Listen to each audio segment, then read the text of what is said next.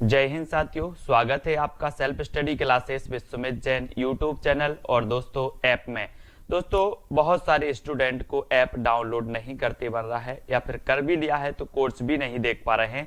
तो मैं आज उनको बता दूं कि ये जो सेल्फ स्टडी क्लासेस इस प्रकार से जब आप प्ले स्टोर से करते हैं तो ये आपका वेल जो है आइकन उसमें लगा हुआ है ना। तो इस प्रकार से सेल्फ स्टडी क्लासेस आपको सर्च करना है और ऐसे आइकन में आपको ऐप मिलने वाला है। ठीक है, तो दोस्तों हम देखें कि प्ले स्टोर में आपको इस प्रकार से दिखेगा ये सेल्फ स्टडी क्लासेस। ठीक है, ये प्ले स्टोर में आपको सेल्फ स्टडी क्लासेस का ऐप दिखने वाला है। ठीक है, ये इमेज उसमें डली है, ये आइकन, ये लोगो उसमें डला है। ठीक है, अब दोस्तों इसको इंस्टॉल करना है, यहां से आप इंस्टॉल करेंगे। ठीक है, अब इंस्टॉल करेंगे तो वहां पर आपको नंबर मांगेगा, जीमेल नंबर मांगेगा, तो आपको ओटीपी आएगा, तो आप रजिस्टर करके आगे बढ़ेंगे। ठीक, इसकी रचना है आनंद अरुणोदय बताना है। 4 विकल्प आपको दिए जाते हैं। सबसे पहला विकल्प आपका है जगमोहन सिंह की है, दूसरा भारतेंदु, तीसरा प्रेमघन और चौथा राधा कृष्ण दास की।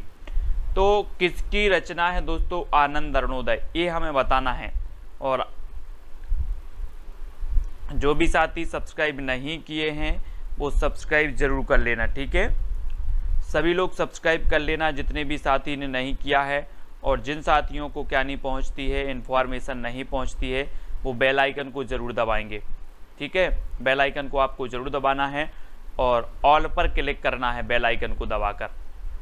और आज का जो पहला प्रश्न है कि दोस्तों अगर कोई प्रेम से बोल दे, प्रेम से अगर 2 शब्द बोल दे तो आपको क्या आ जाता है? बोले आनंद आ गया, सब है ना, आनंद आ गया। तो प्रेम घन है ना, प्रेम घन, और प्रेम की अगर घन छा जाए तो आनंद आ जाता है ना। तो इसलिए सी नंबर आपका बिल्कुल सही हो जाएगा, सी नंबर, आनंद प्रेम घन।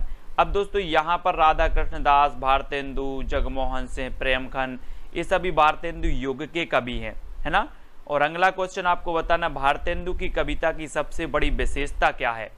ब्रज और खड़ी बोली दोनों में काव्य रचना, प्राचीन और नवीन का समन्वय, या फिर प्राचीन व्यंग्य द्वारा अंग्रेजी शासन की निंदा, या फिर सांप्रदायिक कट्टरता का अभाव।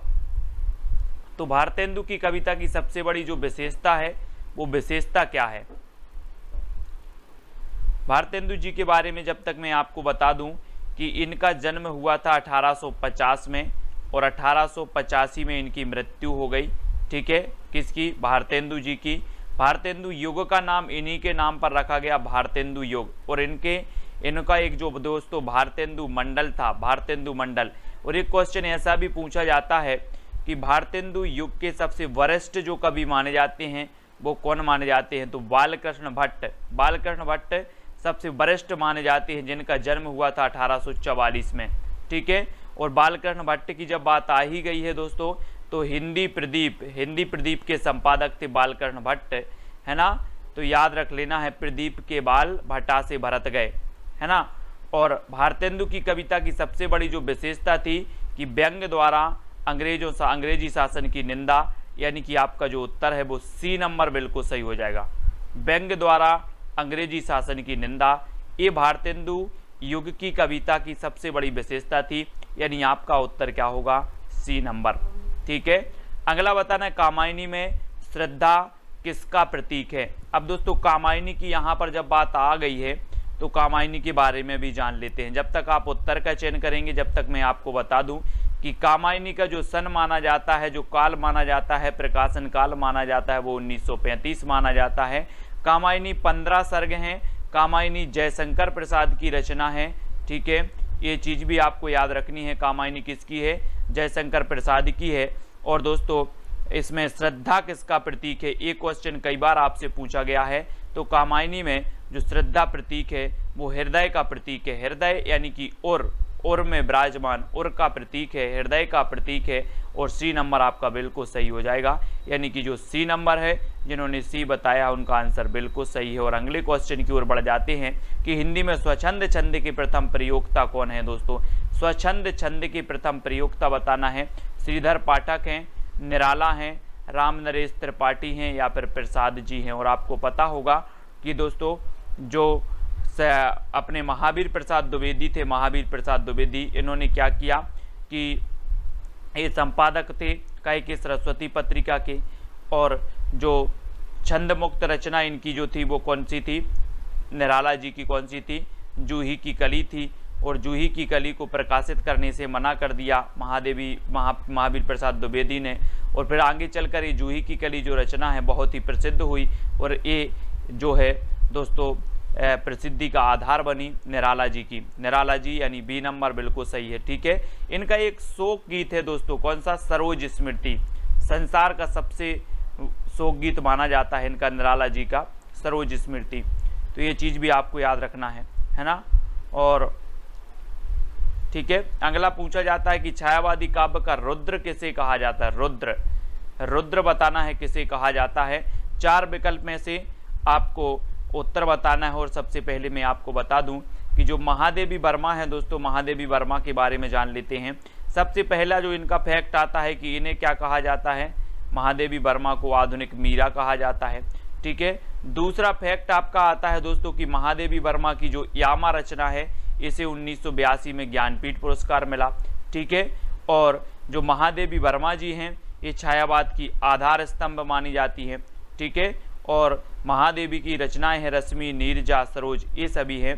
ठीक है, हाँ बेटी है सरोज स्मृति। और महादेवी वर्मा के बारे में तो हमने जान लिया, लेकिन जो रुद्र कहा जाता है वो किसे कहा जाता है, निराला जी को कहा जाता है। और दोस्तों इनकी एक रचना और पूछी जाती है, तोड़ती पत्थर, है ना, तोड़ती पत्थर यथार्थवादी रचना है इनकी, तोड़ती पत्थर, है ना। ऐसा पूछा जाता है तोड़ती पत्थर किस प्रकार की रचना मानी जाती है, तो यथार्थवादी मानी जाती है। और पंत को प्रकृति का चितेरा कवि भी कहा जाता है, प्रकृति का चितेरा कवि। और नंद दुलारे वाजपेयी ने पंत को क्या माना है, छायावाद का प्रवर्तक माना है। किसने, नंद दुलारे वाजपेयी ने पंत को छायावाद का प्रवर्तक मान लिया। और प्रसाद जी को छायावाद का प्रवर्तक किसने माना है, तो जोशी साहब ने माना है, ईला चंद्र जोशी साहब ने। ठीक है, तो ये छायावाद के 4 आधार स्तंभों में से हमने इनकी बात कर ली, इनके बारे में जान लिया। ठीक है, अगला क्वेश्चन देखो, लोकायतन किस प्रकार की रचना है दोस्तों। लोकायतन बताना है। जब तक मैं आपको बता दूं कि जो लोकायतन रचना है ये पंत जी की है। किसकी है, पंत की। हाँ, राम की शक्ति पूजा भी इनकी लंबी कविताओं में से एक है, और निराला जी की। और लोकायतन बताना है तो लोकायतन ये पंत की रचना है और एक किस प्रकार की है, प्रबंध काव्य है, मुक्तक है, गीति नाट्य है या फिर चंबू काव्य है। ये हमेशा आपसे पूछा गया है और आपका बिल्कुल सही आंसर होगा लोकायतन। और लोकायतन जो काव्य रचना है दोस्तों ये महाकाव्य है। किसका, महाकाव्य है लोकायतन, पंत जी का है। बहुत ही बढ़िया हाँ, सजल गीतों की गायिका भी उन्हें कहा जाता है, महादेवी वर्मा जी को, है ना, सजल गीतों की गायिका। और लोकायतन महाकाव्य पंत जी का है, ये चीज़ भी याद रखनी है ना। और ये प्रबंध काव्य है, इसलिए याद रखना प्रबंध काव्य के। आपको पता है महाकाव्य और खंड काव्य 2 भेद होते हैं प्रबंध काव्य के। ठीक है, तो ये प्रबंध काव्य है, महाकाव्य है पंत जी का। अगला क्वेश्चन है, आचार्य नंद दुलारे वाजपेयी ने छायावाद का जनक किसे माना है। छायावाद का जनक मैंने पहले ही आपको बता दिया है, तो उत्तर बताने में आपको दिक्कत नहीं होगी। निराला जी ने माना है, मुकुटधर पांडे ने माना है, जयशंकर प्रसाद या फिर सुमित्रा नंदन पंत ने माना है। तो किसने मान लिया दोस्तों, नंद दुलारे वाजपेयी को छायावाद का जनक, नंद दुलारे वाजपेयी ने छायावाद का जनक। और नंद की बात आ रही है तो नंद किसे मानेंगी, नंद दुलारे वाजपेयी पंत को मानेंगी, है ना। डी नंबर आपका बिल्कुल सही होगा, पंत जी को माना है। और मुकुटधर पांडे को किसने माना है, तो शुक्ल जी ने माना है ना, मुकुटधर पांडे को शुक्ल जी ने। और सुमित्रा नंदन पंत को दुलारे वाजपेयी ने। ईला चंद्र जोशी ने माना है जयशंकर प्रसाद जी को। ठीक है, ये भी याद रखेंगे सभी लोग। अगला क्वेश्चन देख लेते हैं दोस्तों, छायावाद को चित्रभाषा शैली किसने कहा है। छायावाद को चित्रभाषा शैली किसने कहा है, रमाशंकर शुक्ल रसाल ने, रामचंद्र शुक्ल ने या फिर नंद दुलारे वाजपेयी ने या सुमित्रा नंदन पंत ने। बहुत बढ़िया क्वेश्चन है और ये क्वेश्चन पूछा भी गया है दोस्तों कई बार। ठीक है, तो छायावाद को चित्रभाषा शैली जो कहने वाले हैं, जिन्होंने कहा है, वो कौन ने कहा है, और आपका बिल्कुल सही आंसर है रामचंद्र शुक्ल। रामचंद्र शुक्ल यानी कि आपका उत्तर हो जाएगा विकल्प नंबर बी, रामचंद्र शुक्ल ने चित्रभाषा शैली कहा है दोस्तों, चित्रभाषा शैली। और बी नंबर आपका बिल्कुल सही होगा। ठीक है, रामचंद्र शुक्ल ने छायावाद को चित्र भाषा शैली कहा है। और अगला क्वेश्चन है, जगन्नाथ दास रत्नाकर किस उपनाम से उर्दू में कविता लिखते थे दोस्तों? किस उपनाम से लिखते थे जगन्नाथ दास रत्नाकर? ये कई बार पूछा गया है दोस्तों।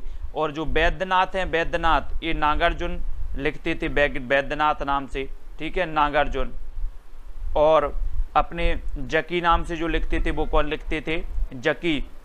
और जकी नाम से लिखते थे कौन? रत्नाकर जी, है ना। नवाब राय किसका नाम था? नवाब राय प्रेमचंद जी का।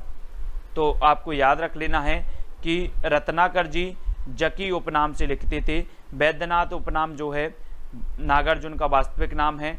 और दोस्तों कलाधर नाम से लिखते थे। कलाधर नाम से कौन लिखते थे? अपने जयशंकर प्रसाद लिखते थे, ठीक है। तो ये चीज़ आपको याद रखनी है। और आपका जकी बिल्कुल सही होगा, बी नंबर बिल्कुल सही हो जाएगा, ठीक है। अगला प्रश्न है, हिंदी का प्रथम सूफी कवि कौन है? सूफी कवि बताना है, यानी कि 39 का उत्तर बताना है। जायसी है, मुल्ला दाऊद है, नूर मोहम्मद है, या फिर मुल्ला बजी हैं? तो सूफी कवि कौन है यहाँ पर बताना है, प्रथम सूफी कवि। और प्रथम सूफी कवि में जब हम बात करते हैं कि प्रथम जो सूफी कवि हैं वो कौन है, और जायसी का एक प्रथम ग्रंथ है दोस्तों, कौन सा? पद्मावत। पद्मावत है। और ये दोस्तों आपको पता है प्रथम प्रमाणिक महाकाव्य माना जाता है पद्मावत। इस अवधी भाषा में लिखा हुआ है, मलिक मोहम्मद जायसी जी का है, ठीक है। ये चीज भी याद रखनी है। और सूफी कवि कौन है? तो सूफी कवि हैं प्रथम मुल्ला दाऊद है। मुल्ला दाऊद, यानी कि मुल्ला दाऊद की जो रचना है वो कौन सी है? चंदायन है, चंदायन, ठीक है। मुल्ला दाऊद की रचना चंदायन है। और प्रथम सूफी कवि माने जाते हैं मुल्ला दाऊद। तो बी नंबर आपका बिल्कुल सही हो जाएगा। नेक्स्ट बताना है, श्री गुरु ग्रंथ साहिब का संकलन किसने किया? गुरु ग्रंथ साहिब, ये बताना है दोस्तों। सिखों का एक बहुत ही बृहद ग्रंथ है गुरु ग्रंथ साहिब, और इसका संकलन किसने किया ये चीज़ बतानी है। और आपको पता है दोस्तों कि जो सिखों के प्रथम गुरु थे वो कौन थे? गुरु नानक देव थे। और 10वें गुरु जी जो थे वो कौन थे? गुरु गोविंद सिंह थे, ठीक है। लेकिन जो गुरु ग्रंथ साहिब का संकलन किया था वो किसने किया था? तो वो किया था अर्जुन देव ने। अर्जुन देव, यानी कि बी नंबर आपका बिल्कुल सही हो जाएगा, बी नंबर, ठीक है। गुरु अर्जुन देव ने जो है संकलन किया था काय का? गुरु ग्रंथ साहिब का, यानी बी नंबर बिल्कुल सही होगा। लखनऊ में प्रगतिशील लेखक संघ के अधिवेशन की अध्यक्षता किसने की थी दोस्तों? ये चीज आपको बतानी है, बहुत ही बढ़िया प्रश्न है। और लखनऊ में बतानी है। तब आपका प्रगतिशील लेखक संघ की स्थापना कब हुई थी? ये चीज भी आपको बतानी है। प्रगतिशील लेखक संघ की स्थापना कब हुई थी ये जल्दी से बताना है भारत में। और प्रगतिशील लेखक संघ की अध्यक्षता किसने की थी लखनऊ में, ये चीज़ भी बतानी है। तो मैं आपको बता दूं कि जो लखनऊ में प्रगतिशील लेखक संघ की स्थापना अध्यक्षता की थी वो प्रेमचंद जी ने की थी, यानी बी नंबर आपका बिल्कुल सही होगा। और ये स्थापना कब हुई थी दोस्तों प्रगतिशील लेखक संघ की? तो जल्दी से आप उत्तर बताएंगे कमेंट में। और अगले क्वेश्चन की ओर बढ़ जाते हैं कि खरोष्टी लिपि की उत्पत्ति किससे हुई है? चित्रलिपि से हुई, सामी से हुई, ब्राह्मी, या फिर अरमेई की लिपि से हुई है? तो किस लिपि से हुई है? हाँ, वेरी गुड, 1936 आपका बिल्कुल सही है। अब आपको खरोष्टी लिपि की उत्पत्ति बतानी है, किससे हुई है खरोष्टी लिपि की उत्पत्ति? और आपका बिल्कुल सही आंसर होगा दोस्तों कि जो खरोष्टी लिपि की उत्पत्ति मानी जाती है, कई बार क्वेश्चन पूछा गया है, और अरमेई की लिपि से हुई है। अरमेई की लिपि यानी डी नंबर आपका बिल्कुल सही हो जाएगा, ठीक है। अरमेई की लिपि से खरोष्टी लिपि की उत्पत्ति हुई है। और अगले क्वेश्चन की ओर है, अंतस्थ व्यंजनों की संख्या कितनी है दोस्तों? अंतस्थ व्यंजन आप पढ़ते हो ना, या, रा, ला, वा, है ना। तो ये अंतस्थ व्यंजन है, अंतस्थ व्यंजन है ना।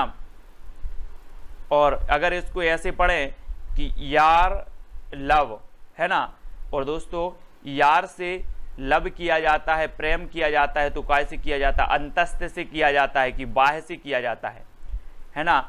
बाहरी रूप से तो नहीं करते कोई लोग, दिखावटी तो नहीं करता कोई, है ना। अंतस्थ से किया जाता है। बोले सर यार से लव किया जाता है तो अंतस्थ से किया जाता है ना।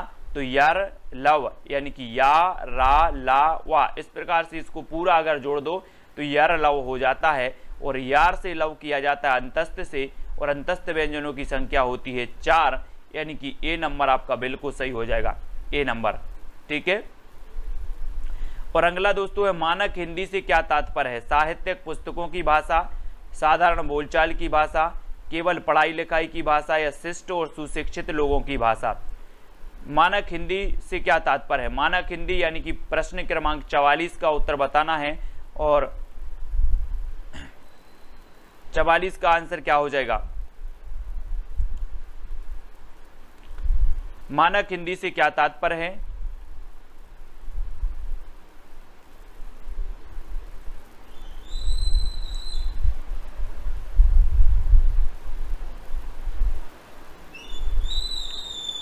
और आपका 44 का जो उत्तर होगा साहित्यिक पुस्तकों की भाषा, है ना। साहित्यिक पुस्तकों की भाषा जो होती है वो मानक हिंदी कहलाती है, साहित्यिक पुस्तकों की भाषा। ठीक है, ए नंबर आपका बिल्कुल सही होगा यहाँ पर, साहित्यिक पुस्तकों की भाषा। और अगला क्वेश्चन है मेवाती किस उपभाषा की बोली है? मेवाती, मेवाती बतानी है दोस्तों। आपको पता है कि जो सौरसेनी अपभ्रंश से निकली है कौन सी? राजस्थानी, राजस्थानी निकली, पश्चिमी हिंदी, गुजराती, इस सौरसेनी अपभ्रंश से निकली हुई भाषाएं हैं। अब राजस्थानी की भी कुछ उपभाषा हैं, है ना। तो राजस्थानी की जो उपभाषा है वो कौन सी है? राजस्थानी की मेवाती, है ना। और मेवाती उत्तरी राजस्थानी कहलाती है, उत्तरी राजस्थानी, है ना। तो उत्तरी राजस्थानी यानी बी नंबर आपका बिल्कुल सही होगा। ठीक है, अगर आपसे पूछा जाए कि राजस्थानी भाषा की उत्तरी जो उपभाषा है वो कौन सी है, या मेवाती जो है राजस्थानी भाषा का कौन सा रूप है, तो उत्तरी रूप माना जाता है, उत्तरी यानी कि उत्तर में बोली जाती है मेवाती। ठीक है। संविधान के अनुच्छेद 351 में किस विषय का वर्णन है दोस्तों? संघ की राजभाषा का, उच्चतम न्यायालय की भाषा का, हिंदी के विकास के लिए निर्देश या पत्राचार की भाषा का? किसका वर्णन है? यानी 46 का आंसर बताना है कि संविधान के अनुच्छेद 351 में किस विषय का वर्णन है। 4 विकल्प बताना है दोस्तों।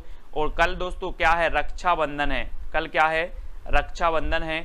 और रक्षाबंधन में सभी लोग बताएंगे कि क्लास को रखना है कि नहीं रखना है, या फिर कल रिवीजन करवा दें। रिवीजन यानी कि रिवीजन वाला वीडियो आपको डाल दूंगा, सुबह भी रिवीजन और शाम को भी रिवीजन। जो अपने ट्रिकी वीडियो पढ़े हैं ना, वो रिवीजन वीडियो कल आएंगे, तो जिसको टाइम मिले वो देख लेना, नहीं तो बाद में देख लेना। और 351 में जो विषय का वर्णन किया है वो हिंदी के विकास के लिए निर्देश दिए गए हैं, है ना। हिंदी के विकास के लिए निर्देश दिए गए, यानी सी नंबर आपका बिल्कुल सही होगा। ठीक है, 351 में सी नंबर आपका बिल्कुल सही हो जाएगा। और अगला है ग्वालियर की बोली क्या है दोस्तों? ग्वालियर, ग्वालियर बताना है। ये मध्य प्रदेश का एक जिला है ग्वालियर। ठीक है, इस प्रकार से आपने देखा होगा मध्य प्रदेश का इस प्रकार से नक्शा है, ऐसे ऐसे करके, ऐसे ऐसे, है ना, ऐसे ऐसे करके नक्शा है इस प्रकार से, है ना। और यहाँ पर दोस्तों आपका ग्वालियर है, ग्वालियर, है ना, ग्वालियर। और ग्वालियर की जो भाषा बोली जाती है वो कौन सी मानी जाती है?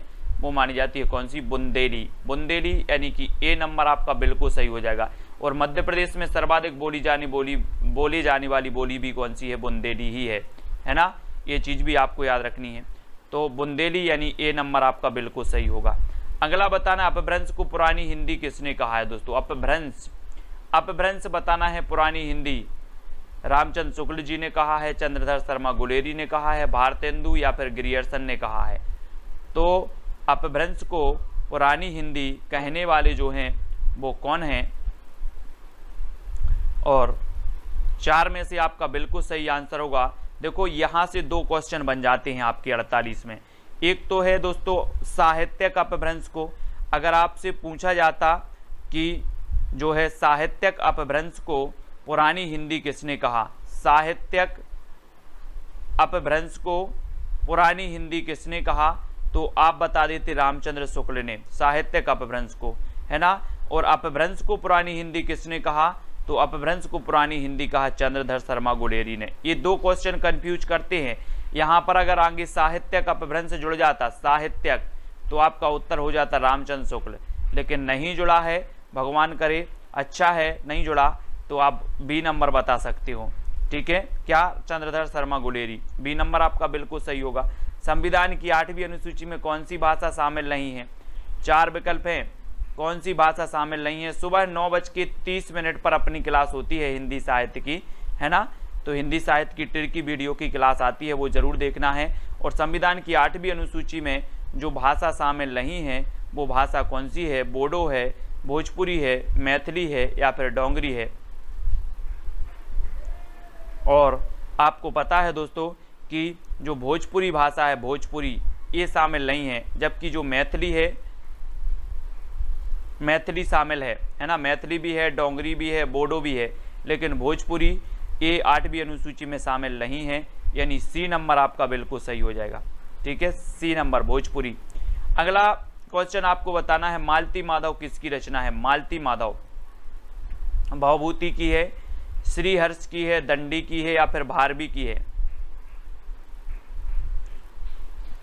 और है ना, भोजपुरी आप लोग देखते होंगे ना, भोजपुरी जो फिल्म आती है, मैं भी देखता हूँ कभी कभी, दिनेश लाल यादव जी की निरहुआ, है ना, और वो कौन है, खेसारी लाल, उनकी भी देखते हैं, बढ़िया फिल्में होती हैं, है ना। सबसे अच्छी लगी थी मुझे वो फिल्म कौन सी, आपकी निरहुआ हिंदुस्तानी, बहुत ही बढ़िया फिल्म थी और दोस्तों पूरी गांव पर आधारित थी।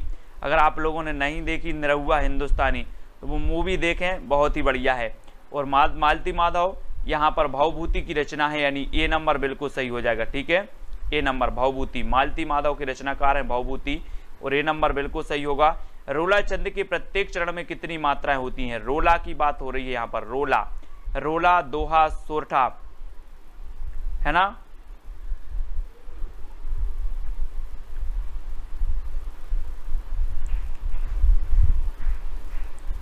और आपका रोला छंद के प्रत्येक चरण में कितनी मात्राएं होती हैं ये आपको बतानी है। और रोला की जब बात आती है तो रोला में भी कितनी होती हैं? 24 होती हैं, सी नंबर। ठीक है, सी नंबर आपका 24 बिल्कुल सही हो जाएगा। रोला के प्रत्येक चरण में जो मात्राएं होती हैं वो होती हैं 24। और अगला क्वेश्चन है, निम्न में से किस कृति के लेखक नामवार से हैं? किस कृति के लेखक नामवार से हैं? आलोचना और काव्य, आस्था और सौंदर्य, दूसरी परंपरा की खोज या भाषा और समाज? तो किस आलोचना, किस कृति के लेखक माने जाते हैं नामवार से? आपने पढ़ी होगी दोस्तों कविता के नए प्रतिमान, कविता के नए प्रतिमान और नई कविता के प्रतिमान। कविता की नए प्रतिमान, ये किसकी है? कविता के नए प्रतिमान, नए यानी कि नामवार। ठीक है, तो कविता के नए प्रतिमान नामवार की है और नई कविता के प्रतिमान लक्ष्मी नारायण की है, लक्ष्मी नारायण शायद। तो नामवार जी की जो है वो कौन सी है? दूसरी परंपरा की खोज। दूसरी परंपरा की खोज यानी यहाँ पर आपका उत्तर डी नंबर बिल्कुल सही होगा, डी नंबर। ठीक है, दूसरी परंपरा की खोज। द्वापर किसकी प्रसिद्ध कृति है? द्वापर, द्वापर बताना है, बहुत ही बढ़िया है। रामनरेश त्रिपाठी की तो मैंने आपको बताई थी कौन कौन सी हैं, मानसी, है ना, और कौन सी है, 2-3 रचना इनकी हमेशा पूछी जाती हैं रामनरेश त्रिपाठी की, है ना। और द्वापर बताना है तो द्वापर की रचनाकार तो कौन है? मैथिली शरण गुप्त जी हैं, मैथिली शरण गुप्त हैं। बी नंबर आपका यहाँ पर बिल्कुल सही होगा। द्वापर के रचनाकार कौन है? मैथिली शरण गुप्त। राष्ट्रकवि, राष्ट्रकवि हैं ये, राष्ट्रकवि हैं दोस्तों। और इनके 2 उपनाम हैं, एक मधुप भी पूछा जाता है कि मधुप उपनाम से कौन लिखते थे, और एक इनका उपनाम है दद्दा, है ना, दद्दा। आपसे पूछा जाएगा कि दद्दा उपनाम किसका है, मधुप उपनाम किसका है, तो आपका उत्तर सीधा सीधा होगा मैथिली शरण गुप्त। ठीक है, दद्दा उपनाम और मधुप उपनाम है इनके, है ना। भाषा की प्रवृत्ति कैसी होती है? सरल से कठिन की ओर होती है, कठिन से सरल की ओर होती, दोनों होती हैं, इनमें से कोई नहीं होती। तो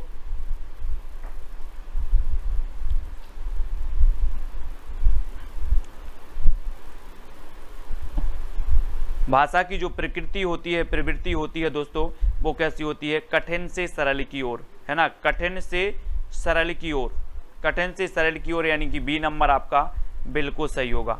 ठीक है, कठिन से सरल की ओर। सबसे पहले जब हम कोई भाषा सीखते हैं तो हमें कैसी लगती है? बहुत कठिन लगती है, पहाड़ जैसी लगती है ना। कैसी लगती है? पहाड़ जैसी लगती है, कठिन लगती है। क्या भाषा, और भाषा की प्रवृत्ति होती ही है कठिन से सरल की ओर। जैसे जैसे हम पढ़ते जाते हैं, आगे बढ़ते जाते हैं, तो ये सरल लगने लगती है। ठीक है, तो सरल से कठिन नहीं होती। बहुत सारे लोग यहाँ पर कंफ्यूज हो जाते हैं कि सरल से कठिन की ओर, बिल्कुल नहीं होती, ये कठिन से सरल की ओर होती है भाषा की प्रवृत्ति। ठीक है, हाँ, very good Kamlesh ji. Quasi Mansi मिलन, है ना, ये रचनाएं है रामनरेश त्रिपाठी की। ठीक है, प्रेमचंद घर में शीर्षक से प्रेमचंद की जीवनी किसने लिखी? बहुत ही बढ़िया है, ये पूछी गई थी दोस्तों LT ग्रेड में। LT ग्रेड, यूपी का LT ग्रेड होता है एक एग्जाम, उसमें पूछी गई थी ये प्रेमचंद घर में, है ना, प्रेमचंद घर में है। और प्रेमचंद जी की दूसरी पत्नी थी, कौन थी? मैंने हमेशा आपको बताया है कि प्रेमचंद जी की दूसरी पत्नी थी शिवरानी देवी। पहले इनका विवाह हुआ था, एक कुरूप महिला से विवाह हुआ था दोस्तों, कुरूप, है ना। तो फिर इनका विवाह हुआ किससे? बाद में शिवरानी देवी से। और शिवरानी देवी ने लिखी थी प्रेमचंद घर में, प्रेमचंद घर में, है ना। और अमृत राय इनकी पुत्र का नाम था, प्रेमचंद जी के, अमृत राय। तो प्रेमचंद घर में शिवरानी देवी, है ना। और बट वृक्ष की छाया में जीवनी किसके जीवन पर आधारित है? जीवन पर आधारित बताना है दोस्तों। ये जो बट वृक्ष की छाया में ये जीवनी लिखी किसने है? कुमुद नागर ने। किसने लिखी? कुमुद नागर। यानी कि अगर इसकी रचनाकार आपसे पूछा जाता कि बट वृक्ष की छाया की रचनाकार कौन है, तो आप बता देते कुमुद नागर। लेकिन आपसे पूछा गया है कि ये किसके जीवन पर आधारित है, ये पूछा गया है, तो आपको बताना है कि ये अमृतलाल नागर के जीवन पर आधारित है। यानी C नंबर आपका यहाँ पर बिल्कुल सही होगा। ठीक है, अमृतलाल नागर के जीवन पर आधारित लिखी किसने है? कुमुद नागर ने, है ना।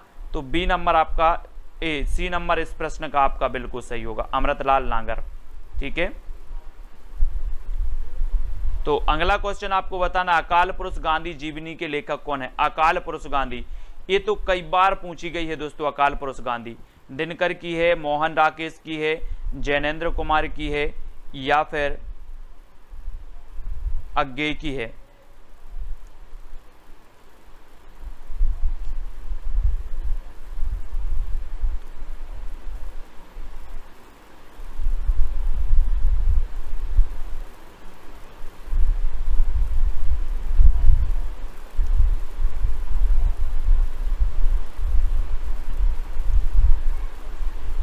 तो आपका बिल्कुल सही आंसर होगा जैनेन्द्र कुमार की, है ना।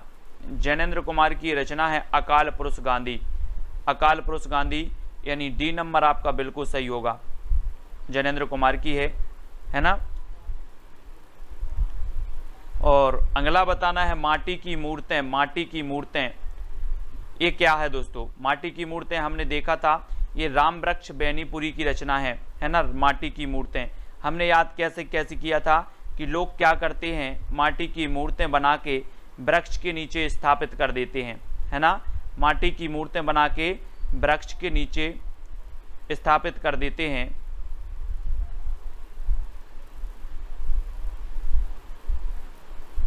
है ना। मिट्टी की बारात शिवमंगल से सुमन की है। और मिट्टी की माटी की मूर्तें आपका उत्तर होगा ये रेखा चित्र है। रेखा चित्र, रेखा रेखा रेखा, ये रेखा है। रेखा खींच दी थी लक्ष्मण रेखा, लक्ष्मण रेखा खींच दी। लक्ष्मण जी ने बोले इसके बाहर नहीं आना, इसके बाहर नहीं आना। और इसके बाहर सीता जी आई तो क्या हो गया था? हरण हो गया था। अपन को भी लक्ष्मण रेखा खींच देनी है, लक्ष्मण रेखा, इसके बाहर नहीं आएगा कोई। हरिवंश राय बच्चन की आत्मकथा कितने भागों में प्रकाशित है? क्या भूलूं क्या याद करूं, है ना। 10 द्वार से सोपान तक, नीड से निर्माण, क्या है? तो इनकी दोस्तों जो है वो कितने में, हरिवंश राय बच्चन की आत्मकथा कितने भागों में विभाजित है? हरिवंश राय बच्चन साहब की। और इनकी आपको ने पढ़ी होगी दो चट्टानें। दो चट्टानें मैंने आपको याद करवाई थी रचना, दो चट्टानें। बोले इनकी दो चट्टानें हरिवंश राय बच्चन साहब की, एक अभिषेक बच्चन एक अमिताभ बच्चन, दो चट्टानें हैं, है ना। और ये 4 भागों में प्रकाशित है, 4 भागों में हरिवंश राय बच्चन की। क्या भूलूं क्या याद करूं, ठीक है। B नंबर यहाँ पर आपका बिल्कुल सही हो जाएगा, 4 भागों में प्रकाशित है। और अगला क्वेश्चन आपसे पूछा जाता है कि तरुण के स्वप्न आत्मकथा के लेखक कौन है? तरुण के स्वप्न, ये तो मैंने आपको याद करवाई थी दोस्तों कि तरुण मतलब होता है, क्या होता है, युवा। युवा होता है, युवा, है ना। और हर युवा का सपना होता है कि हम सुभाष चंद्र बोस बने, ऐसे याद करवा दिया था आपको, है ना। तरुण मतलब होता है युवा, और युवा का सपना होता है कि हम भी क्या बने, सुभाष चंद्र बोस बने। तो तरुण के स्वप्न आत्मकथा के जो लेखक होंगे वो सुभाष चंद्र बोस होंगे, यानी बी नंबर सुभाष चंद्र बोस आपका बिल्कुल सही हो जाएगा। जय हिंद साथियों, स्वागत है आपका self study classes with Sumit Jain YouTube channel और दोस्तों ऐप में।